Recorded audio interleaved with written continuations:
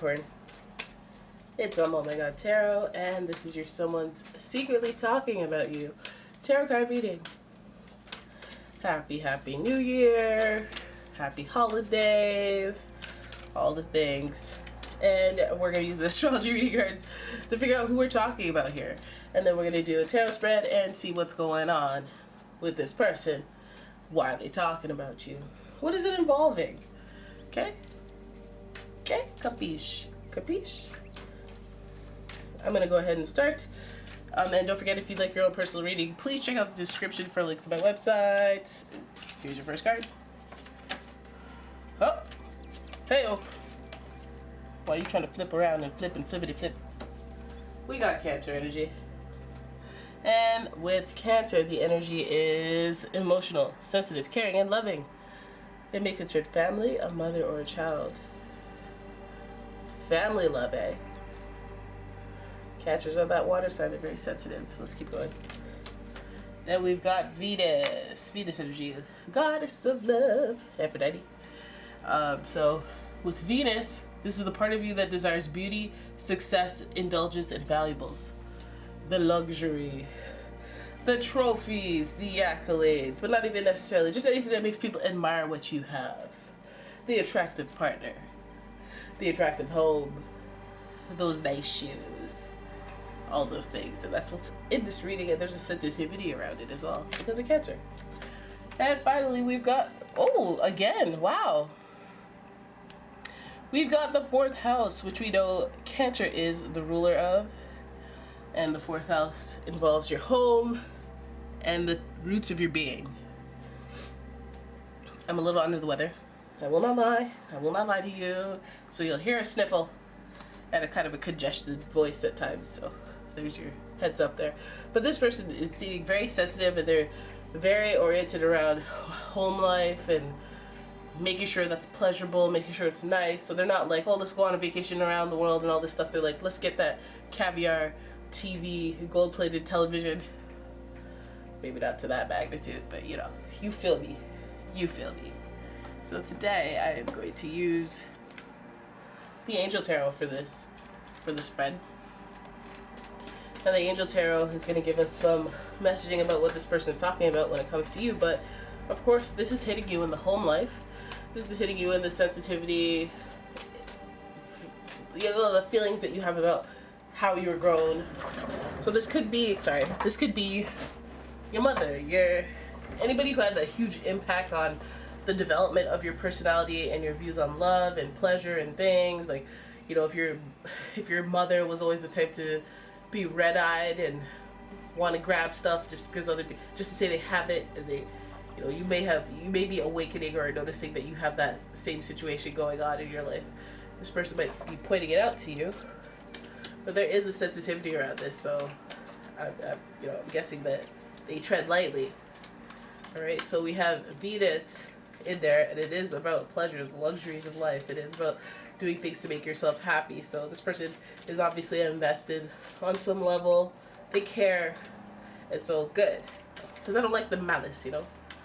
Me and I like the malice. So let's have a look at your tarot spread and see what it is they're talking about as it relates to this type of orientation around your thoughts. Your first card is Queen of Pentacles. What an interesting card to start with, given our last reading. My last reading actually started with Queen of Pentacles as well. It was a different deck, so that's weird. That's interesting. It's also giving us Capricorn energy as a polarity to the Cancer energy. Queen of Pentacles, important. Some of you guys have always been in the role where the female takes care of everything, even finances. And that may be projected into this reading. We have the 9 of Wands, more of that like independent energy, or that I don't know if I could do this. Oh, okay, so okay, we know where we're going, right? So we know where we're going. I like to have nice things, I like to have pleasure, I like to have creature comforts, I like to have the nice things at home. But is the source of that income coming from somewhere else? Are they needing to talk to you about it? Or is somebody affecting the nice things that you have because they have a dependency on your income? Can you keep this labor up for as long as you want? 8 of Pentacles says, I don't know about that. I don't know about that. You might be drowning, you might be swimming in responsibility. That might be a little distracting. Now, you guys might, some of you have been dealing with issues around your mother, or, you know, there may be a little hiccup that shows up and that takes away from the things that you may especially feel pleasure and joy in. And maybe this month you can't pay for that subscription of Netflix because you had some expenses that you need to deal with. You need to pinch the penny. But either way, I feel like something at home is really affecting your finances, whether it's you turning to somebody else for money and them going like, this month, I don't know, or you having to be that person. It is a distraction. It is motivational. I feel like it's like a situation where you need to be working harder, but because of how you feel, there's a lot of sensitivity, Cancer and 4th house. You might feel even demotivated from working, which is counterproductive to the situation. So then we have 10 of Pentacles, is giving us a lot of work, money, income, house, home, you know, just the stuff that you don't take with you when you pass away, like the Pentacles. Stuff that doesn't matter anymore. Your health, your lifestyle, your things. And we're seeing the 10 of Pentacles coming to a full circle completion. And that completion doesn't have to necessarily mean, okay, well, then let's wrap this up and you're fired, or anything like that. It's like a realization as far as how your money works and what you should do. A lot of the times it means creating boundaries and not just doing whatever, because you'll end up with whatever results. It's like about reaching one level of income or lifestyle, and then having to tighten because of those experiences. Like, oh yeah, I used to be like this, and then now I can buy that, and then you stop paying attention, you're just buying everything, and you're like, wait a minute, hold up. How much did I spend on Uber Eats? And then you're like, okay, wait, we gotta revise this plan, we can't do this. I mean, it's nice to be able to have things, but if I knew how much things were costing altogether, then I'd be like, no, sir. And we see you getting hit in the Pentacles a lot. This person's talking about it. So maybe they're trying to have you refine some of these costages, some of the pleasures that you have. Your last card. Oh, there it is. Boom. There's your last card. It's called Support. 6 of Cups. Nostalgia. Somebody connected to your childhood. Mother, father. Some of you guys have some relatives who've been providing that are not going to be providing for much longer, or there may be a hiccup in that.